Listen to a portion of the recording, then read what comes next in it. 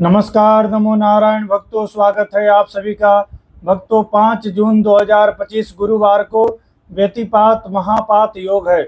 व्यतिपात योग की बहुत विशेष महिमा हमारे धर्म ग्रंथों एवं पुराणों में बताया गया है। वाराह पुराण में भगवान वाराह माता धरती को कहते हैं, हे धरती, जो कोई व्यक्ति व्यतिपात योग के दिन दान पुण्य पूजा पाठ जप तप कर्म सत्कर्म मौन व्रत धारण करके उपवास करता है, दान पुण्य करता है, तो उसे 1,00,000 गुना पुण्य फल की प्राप्ति होती है।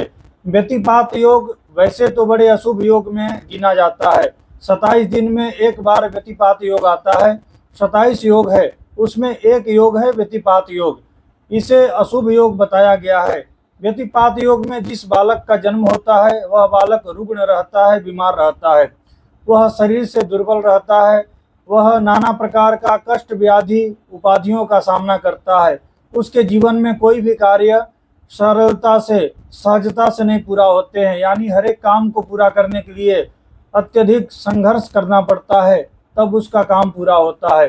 तो यह अशुभ योग माना गया है। व्यतिपात योग में जिस भी व्यक्ति का जन्म होता है तो उसकी शांति करानी चाहिए, तब जाके इस योग के दुष्प्रभाव से हम बच पाते हैं। पर इस योग में किया गया दान जब तप बहुत अनंत गुना फल 1,00,000 गुना फल को प्राप्त कराता है, ऐसा वाराह भगवान स्वयं माता धरती को वाराह पुराण में कहते हैं। यह एक प्रमाणित बात है। भक्तों, ऐसा कहा गया है कि व्यतिपात में मांगलिक कार्य नहीं होते हैं। सगाई गोद भराई विवाह प्राण प्रतिष्ठा वास्तु यज्ञोपवीत संस्कार मुंडन अन्नप्राशन इत्यादि जो शुभ मांगलिक कार्य हैं वह नहीं होते हैं। पर व्यतिपात योग में आत्म शांति के लिए हम जप तप साधना पुण्य कर्म पूजा पाठ कर सकते हैं। इसकी महिमा बताई गई है। 5 जून 2025 गुरुवार को प्रातःकाल 9:13 पर व्यतिपात योग आरंभ हो रहा है। 6 जून 2025 शुक्रवार को व्यतिपात योग प्रातःकाल 10:13 पर समाप्त हो रहा है। तो व्यतिपात योग बहुत लंबे समय के लिए हमें प्राप्त हो रहा है। 5 जून 2025 गुरुवार को व्यतिपात योग है। इसी दिन गंगा दशहरा का भी पावन पर्व है। व्यतिपात योग का अवश्य आप लोग लाभ उठाइएगा। भक्तों, व्यतिपात योग में दान क्या करना चाहिए? तो 13 वस्तु का दान करने का विधान है। 13 फल 13 सब्जियां और दक्षिणा के साथ में आपको दान करना चाहिए। ऐसा कहा गया है कि व्यतिपात योग के दिन नमक का दान करें, व्यतिपात योग के दिन गुड़ का दान करें, व्यतिपात योग के दिन गेहूं का दान करना चाहिए, तांबा का दान करना चाहिए, लाल कपड़े का दान करना चाहिए, सूर्य का जो स्टोन है माणिक का दान करना चाहिए, और इस दिन आदित्य हृदय स्तोत्र का 3 पाठ 5 पाठ अथवा 9 पाठ करना चाहिए। सूर्य भगवान के 12 नाम हैं, 12 नामों का पाठ करना चाहिए। 2 हाथ जोड़ करके सूर्य भगवान को नमस्कार करना चाहिए। सूर्य भगवान को नमस्कार की बहुत विशेष महिमा है। आदित्यस्य नमस्कारम ये कुर्वन्ति दिने दिने जन्मांतर सहस्त्रेषु दारिद्र्यम नोपजायते। जो कोई व्यक्ति सूर्य भगवान को 1 लोटा जल चढ़ा करके नित्य नमस्कार करता है तो जन्मांतर सहस्त्रेषु, एक नहीं 1000 जन्म में भी उसके कुल परिवार में कोई दरिद्र व्यक्ति का जन्म नहीं होता है, यानी उसके कुल परिवार से कुटुंब से दरिद्रता सदैव के लिए विदा हो जाती है। इतनी बड़ी महिमा है। सूर्य जो है वह नेम देता है, सूर्य फेम देता है, सूर्य आंखों की रोशनी है, सूर्य सिर का बाल है, सूर्य हड्डियों का कारक है, सूर्य आत्म का कारक है, सूर्य विल पावर देता है। यानी सभी को सूर्य को अवश्य मजबूत रखना चाहिए। सूर्य ग्रहों का राजा भी है और व्यतिपात योग का जो संबंध है वह सूर्य से जुड़ा हुआ है। व्यतिपात योग की उत्पत्ति कहाँ से हुई?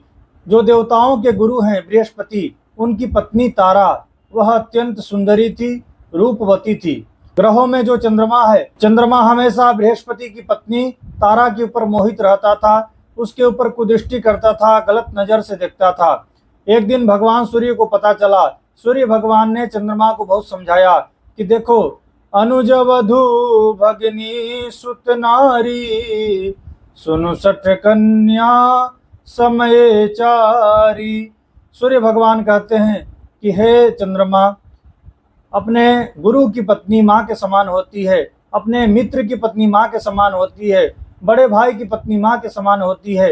इनके ऊपर गलत नजर नहीं रखना चाहिए, कुदृष्टि नहीं करना चाहिए। यह शास्त्र मर्यादा नहीं है। बहुत समझाया है सूर्य भगवान ने चंद्रमा को, फिर भी चंद्रमा नहीं माना। चंद्रमा फिर भी कुदृष्टि करता था, गलत नजर से बृहस्पति की पत्नियों को देखता था। एक दिन की बात है, सूर्य भगवान एकांत में बैठे थे। सूर्य भगवान उदास थे, दुखी थे। सूर्य भगवान अपने गुरुदेव को याद कर रहे थे। विचार करते हैं कि देखो कैसा गलत समय आ गया, कैसा खराब समय आ गया कि आजकल लोग मर्यादा भूल गए हैं और अपने गुरु की पत्नी के ऊपर ही गलत नज़र रख रहे हैं, गलत नज़र से देखते हैं। ऐसा सोच सोच करके सूर्य भगवान दुखी थे। उदास सूर्य भगवान के आंखों से आंसू गिरने लगे। भुवन भास्कर के आंखों से आंसू बह रहे थे। सूर्य भगवान के आंखों से जो आंसू निकले वही व्यतिपात योग बना। व्यति यानी विपत्ति, कष्ट, तकलीफ में व्यक्ति के आंखों से जो आंसू गिरा, सूर्य भगवान के आंखों से जो आंसू गिरे वही व्यतिपात योग बना। यह व्यतिपात योग अत्यंत कष्टकारी और अशुभ है, पर व्यतिपात योग में दान, पुण्य, भजन, कीर्तन, साधना, मौन व्रत करने का अत्यंत अनंत गुना महिमा बताया गया है। व्यतिपात योग की एक ऐसी कथा आती है कि एक समय की बात है, चंद्रमा ने देवगुरु बृहस्पति की पत्नी तारा का हरण कर लिया।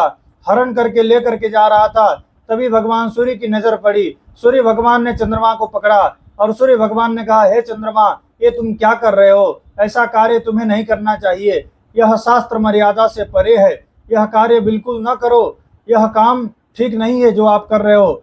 सूर्य भगवान ने ऐसा चंद्रमा को समझाया। चंद्रमा ने क्रोध दृष्टि से सूर्य भगवान की ओर देखा। सूर्य भगवान ने भी क्रोधायमान होकर के क्रोध से चंद्रमा की ओर देखा। दोनों की दृष्टि आपस में टकराई। जैसे सूर्य और चंद्रमा की दृष्टि आपस में टकराई, वैसे ही एक भयानक पुरुष उत्पन्न हुआ। उस पुरुष की 8 आंखें, 18 भुजा और उसका मुंह खुला हुआ था। ऐसा व्यतीत पड़ता था मानो पूरे संसार को निगल जाएगा। उसने भयंकर स्वर में अट्टहास करते हुए बोला, मैं पूरे संसार को खा जाऊंगा, पूरे संसार को निगल जाऊंगा। तब सूर्य और चंद्रमा ने कहा कि सुनो, तुम हमारे क्रोध दृष्टि से उत्पन्न हुए हो, तुम्हें हमारी बात माननी चाहिए, हम जो कह रहे हैं उसे तुम्हें सुनना चाहिए। सूर्य भगवान ने कहा कि तुम हम दोनों के कोप दृष्टि से उत्पन्न हुए हो, इसीलिए तुम्हारा नाम व्यतिपात होगा। तुम योगों के राजा बनोगे। तुम्हारा योग 27 दिन में एक बार आएगा। तुम्हारे योग में स्नान, दान, जप, तप, हवन, उपवास किया जाएगा, उसका फल अच्छे गुना प्राप्त होगा। जो तेरा पूजन करेगा वह धनवान होगा, आयुष्यवान होगा। जो स्त्री तेरा पूजन करेगी उसे अटल और अचल सुहाग की प्राप्ति होगी। व्यतिपात बोला, मुझे भूख और क्रोध दोनों सता रहे हैं। तब सूर्य और चंद्रमा ने कहा, लोग तुझे दान धर्म देंगे, वह तुम्हारा भोजन होगा। जो तुम्हारे योग में दान, पुण्य, पूजा पाठ, उपवास, व्रत करेंगे वही तुम्हारा भोजन होगा। उस पर तुम क्रोध न करना, उसे अच्छे फल की प्राप्ति कराना। जो तुम्हारे योग में पूजा पाठ, दान, पुण्य, सत्कर्म नहीं करेगा उस पर तुम क्रोध करना। यह सुन करके व्यतिपात चंद्रमा और सूर्य को नमस्कार करके चला गया। भक्तों, वर्ष में 13 व्यतिपात आते हैं। इस दिन 13 फलों का दान करना चाहिए, 13 प्रकार की सब्जियों का दान करना चाहिए, साथ में दक्षिणा भी लेकर के दान करना चाहिए। इसकी महिमा बताई गई है। एक समय की बात है, राजा युधिष्ठिर ने मुनि मार्कंडेय से पूछा कि हे मुनि श्रेष्ठ, यमदंड से छूटने का उपाय बताओ। मुनि बोले कि हे राजन, व्यतिपात का व्रत करने से सभी प्रकार के पाप व्यक्ति के नष्ट हो जाते हैं, सभी प्रकार के पाप से व्यक्ति मुक्त हो जाता है। युधिष्ठिर महाराज ने कहा कि यह व्रत किसने किया था, कब किया था, विस्तार पूर्वक बतलाइए। तब मार्कंडेय मुनि बोले, पूर्व काल में एक राजा ने यह व्रत किया था और वह राजा वह व्रत का फल एक भुंड को दिया और भुंड उस व्रत के फल के प्रभाव से मुक्त हो गया, उसका उद्धार हो गया। भुंड पूर्व जन्म में एक कंजूस वैश्य था, बनिया था। उसका मन हमेशा पैसे में रहता था, वह कभी दान पुण्य नहीं करता था, वह अत्यंत कंजूस था। एक दिन वह वैश्य अपनी दुकान पर बैठा था। उस दिन व्यतिपात पर्व था। एक गरीब ब्राह्मण दाल लेने आया। उसने कहा, सेठ थोड़ा मुझे रसोई का सामान दे दो, मैं भूखा हूँ। उस कंजूस वैश्य ने उस ब्राह्मण को धक्का मार कर निकाल दिया। ब्राह्मण थोड़ी देर बाद फिर से वापिस आया। ब्राह्मण ने कहा, हे सेठ, हे राजा, आज पर्व का दिन है, थोड़ा कुछ दे दो, दान पुण्य कर लो। आज के दिन किया गया दान पुण्य 4 गुना फल देने वाला है, भगवान तेरा भला करेगा, थोड़ा आटा दे दो। सेठ ने उसे धक्का मारकर वापिस दुकान से बाहर कर दिया। ब्राह्मण ने क्रोध में आकर के श्राप दिया, हे राजा तू भुंड बनेगा, भूखा जलता मरता फिरेगा। जब कोई व्यतिपात का पुण्य तुझे देगा तब तुझे शांति मिलेगी। और ऐसा कहकर वह ब्राह्मण चला गया। वैश्य की बुद्धि ठिकाने आई, वह दौड़कर ब्राह्मण के पास गया, माफी मांगी, पूछा मेरा उद्धार कीजिए, मेरा उद्धार का उपाय बताइए। तब दयालु ब्राह्मण ने कहा, जब कोई पुण्यात्मा व्यतिपात का पुण्य तुझे देगा तब तुम श्राप से मुक्त होगे। थोड़े दिन बाद वैश्य मर गया, उसे भुंड की देह मिली, वह भयंकर जंगल में विचरने लगा। एक बार जंगल में आग लग गई, आग लगने से भुंड का मुंह पेट आदि थोड़ा थोड़ा सब जल गया। उससे वह भुंड बड़ा दुखी रहने लगा। एक दिन राजा हर्यश्व जंगल में आए।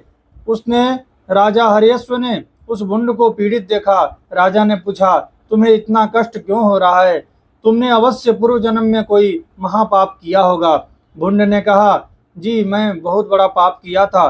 भुंड ने कहा, हे राजन, मैं पूर्व जन्म में वैश्य था। व्यतिपात के दिन एक ब्राह्मण भिक्षा लेने हेतु मेरे दुकान पर आया, परंतु मैंने उसे धक्का देकर दुकान से बाहर निकाल दिया था। इस कारण उसने मुझे श्राप दे दिया कि तुम भुंड हो जाओगे, वन में भूख प्यास से पीड़ित होकर फिरते रहोगे।